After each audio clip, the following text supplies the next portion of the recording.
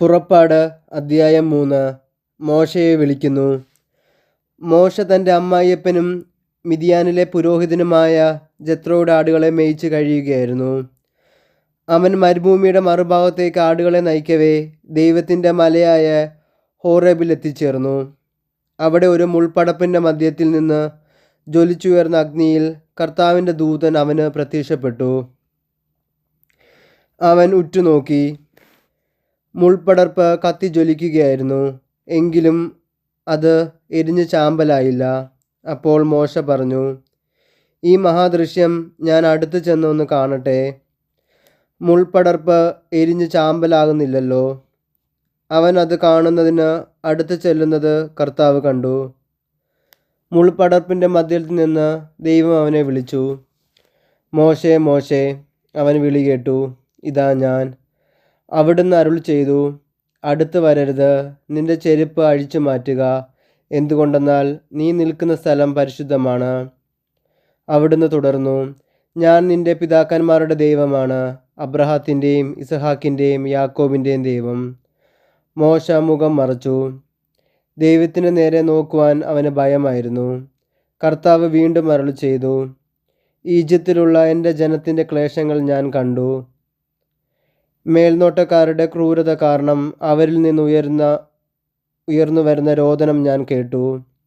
അവരുടെ യാതനകൾ ഞാൻ അറിയുന്നു. ഈജിപ്തുകാരുടെ കയ്യിൽ നിന്ന് അവരെ മോചിപ്പിക്കാനും അവിടെ നിന്ന് ക്ഷേമകരവും വിസ്തൃതവും തേനും പാലും ഒഴുകുന്നതുമായ ഒരു ദേശത്തേക്ക്, കാനാന്യർ, ഹിത്യർ, അമോര്യർ, പെരിസ്യർ, ഹിവ്യർ, ജബൂസ്യർ എന്നിവർ അധിവസിക്കുന്ന സ്ഥലത്തേക്ക് അവരെ നയിക്കാനുമാണ് ഞാൻ ഇറങ്ങി വന്നിരിക്കുന്നത്. ഇതാ, ഇസ്രായേൽ മക്കളുടെ നിലവിളി എൻ്റെ അടുത്ത് എത്തിയിരിക്കുന്നു. ഈജിപ്തുകാർ അവരെ എപ്രകാരം മർദ്ദിക്കുന്നുവെന്ന് ഞാൻ കണ്ടു. ആകയാൽ വരൂ, ഞാൻ നിന്നെ ഫറവോയുടെ അടുക്കലേക്ക് അയക്കാം. നീ എൻ്റെ ജനമായ ഇസ്രായേൽ മക്കളെ ഈജിപ്തിൽ നിന്ന് പുറത്തു കൊണ്ടുവരണം. മോശ ദൈവത്തോട് പറഞ്ഞു, ഫറവോയുടെ അടുക്കൽ പോകാനും ഇസ്രായേൽ മക്കളെ ഈജിപ്തിൽ നിന്ന് പുറത്തു കൊണ്ടുവരാനും ഞാൻ ആരാണ്? അവിടുന്ന് അരുൾ ചെയ്തു, ഞാൻ നിന്നോട് കൂടെ ഉണ്ടായിരിക്കും. ഞാനാണ് നിന്നെ അയക്കുന്നത് എന്നതിന് ഇതായിരിക്കും അടയാളം. നീ ജനത്തെ ഈജിപ്തിൽ നിന്ന് പുറത്തു കൊണ്ടുവന്നു കഴിയുമ്പോൾ ഈ മലയിൽ നിങ്ങൾ ദൈവത്തെ ആരാധിക്കും.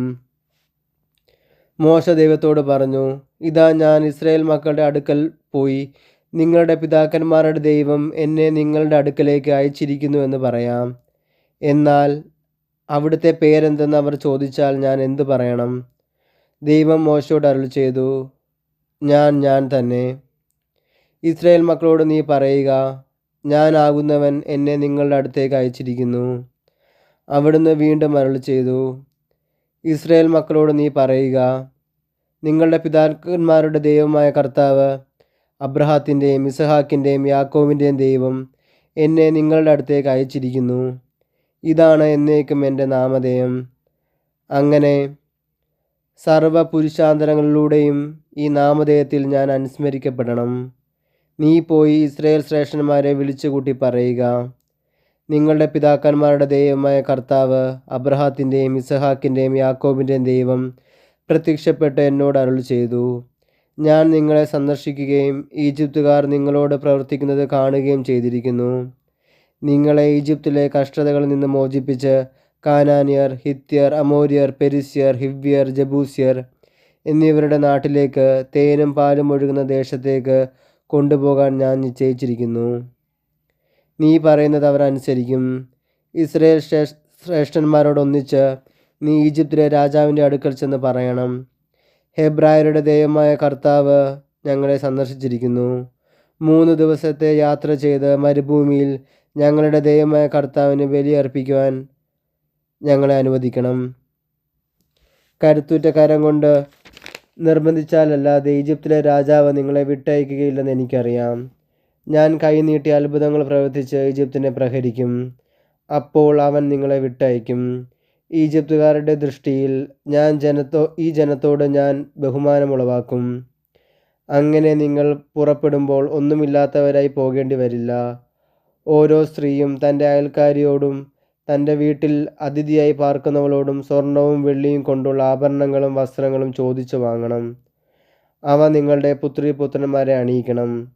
അങ്ങനെ നിങ്ങൾ ഈജിപ്തുകാരെ കൊള്ളയടിക്കണം.